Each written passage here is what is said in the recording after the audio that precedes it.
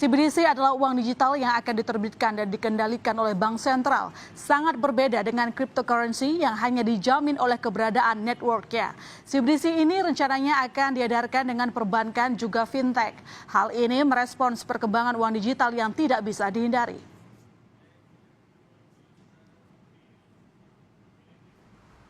Tidak hanya Bank Indonesia, People's Bank of China (PBOC) bahkan sudah lebih dulu menerbitkan CBDC mereka atau lebih dikenal dengan Digital Currency Electronic Payment (DCEP).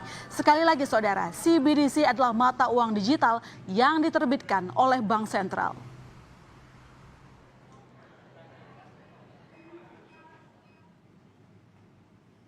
Dan untuk mengetahui lebih lanjut soal rencana Bank Indonesia menerbitkan uang digital CBDC, kita langsung tanyakan kepada Direktur Eksekutif Kepala Departemen Komunikasi Bank Indonesia, Erwin Haryono. Selamat malam Pak Erwin.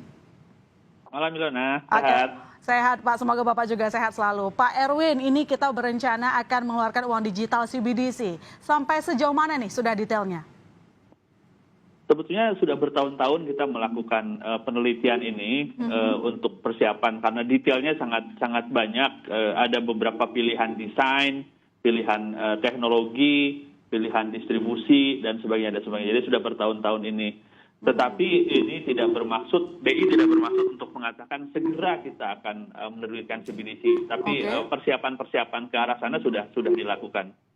Sudah dilakukan. Lantas mungkin bisa dijelaskan kepada yang awam Pak, apa bedanya nanti uang rupiah dengan CBDC dan apalagi juga kan sekarang sudah banyak transaksi online juga tuh secara online. Nah apa yang membedakan uang digital ini?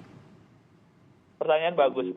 Jadi kalau dari sisi masyarakat sebetulnya tidak akan banyak bedanya. Jadi sekarang kita sudah sangat nyaman. Bayangin Mbak Ilona kalau misalkan pada masa pandemi sekarang di mana ada keterbatasan aktivitas mobilitas, kita tidak punya yang disebut sebagai e-money atau e-wallet, betapa susahnya hidup kita gitu kan. Nah sekarang kita sudah mempunyai kenyamanan itu.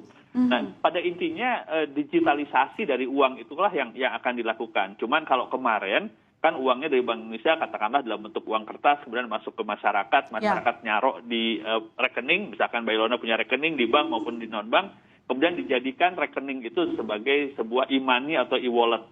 Nah pada saat nanti ada CBDC yang mengeluarkan nanti Bank Indonesia, tapi dari sisi masyarakat sebetulnya sama saja. Mereka akan tetap mempunyai kenyamanan, keamanan, kepercayaan yang sama gitu. Artinya spesialisasinya di mana Pak kalau sama saja? Kalau jadi begini, mungkin saya harus jelaskan konteksnya yang sekarang. Jadi sejak 2019 Bank Indonesia sangat aktif mendorong digitalisasi ekonomi dan keuangan khususnya melalui sistem pembayaran. Kita dorong dengan KRIS, kalau pernah dengar KRIS, kita juga bikin infrastruktur yang sangat banyak, kita bikin standarisasi dan sebagainya. Dan to some extent itu sudah sangat berhasil. Sekarang kalau kita lihat statistik dari e-money misalkan, itu berkembang sangat cepat, bahkan pada saat pandemi gitu.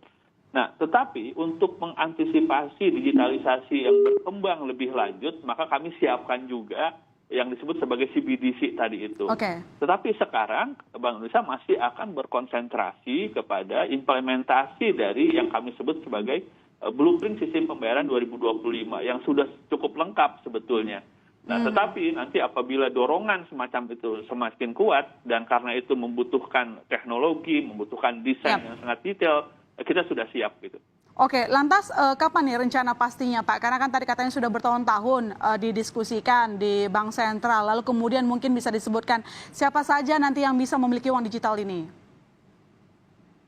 Kapannya saya belum bisa bilang, karena sebenarnya sekarang di Bank Sentral lain pun sebenarnya belum ada gitu. Yang paling agresif sebetulnya kan di PBOC di Cina gitu ya, tapi itu pun baru sebatas eksperimentasi sebetulnya, dia belum menjadi substitut daripada uang yang lama gitu ya. Di tempat lain bahkan belum ada. Bahkan di negara maju, misalkan kalau saya kasih contoh Swedia, misalkan Swedia itu orang sudah enggan sebetulnya menggunakan uang kertas, dia pakai e-wallet segala macam.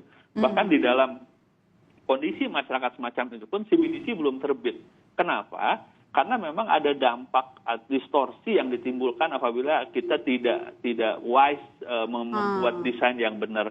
Makanya Bank Indonesia, walaupun kami menyiapkan langkah-langkah yang sifatnya technicality seperti tadi saya bilang teknologi dan sebagainya, kita juga melakukan pendalaman tentang kemungkinan dampak disruptif. Jadi kami akan sangat hati-hati menerapkan itu. Jadi sekali lagi kita akan tetap berkonsentrasi kepada upaya digitalisasi yang sekarang dalam kerangka yang ada, tetapi in addition to persiapan yang sekarang kita lakukan implementasinya, juga kita siapkan CBDC. Tapi sebenarnya untuk CBDC ini salah satu faktor yang menguntungkan itu adalah kita nggak perlu mengeluarkan ongkos terlalu besar lagi untuk mencetak uang, begitu bukan Pak Erwin? Dari sisi Bank Indonesia ya. Artinya sebenarnya kalau dipercepat dampaknya juga yang baik bisa kita rasakan, begitu ya? Ya, walaupun keputusan Bank Indonesia bukan karena cost-nya pasti gitu ya. Kalau misalkan keputusan Bank Indonesia karena cost-nya, kita mungkin nggak nyetak duit karena nyetak uang itu mahal gitu. Bukan itu, tapi bagaimana kemudian itu bisa digunakan masyarakat, bisa digunakan sebagai oli di dalam mesin perekonomian yang sekarang bekerja. Nah, kita lihat apabila tingkat digitalisasi dari ekonomi itu sudah sedemikian tinggi dan membutuhkan oli yang baru dalam bentuk central bank digital currency, baru kita masukkan. Oke, Pak, dengan adanya CBDC ini, saya tahu ini kan kesepakatan Bank Sentral Dunia juga gitu. Apakah ini merupakan bentuk respon karena semakin tingginya pamor dari Bitcoin? Sebetulnya iya. Jadi ini muncul sebagai respon. Jadi sebetulnya bahkan sebelum sekarang pun waktu pas Bitcoin muncul, terus kemudian kemarin kalau Mbak Ridwana ingat Facebook juga mau bikin currency juga yang mereka sebut sebagai Libra gitu.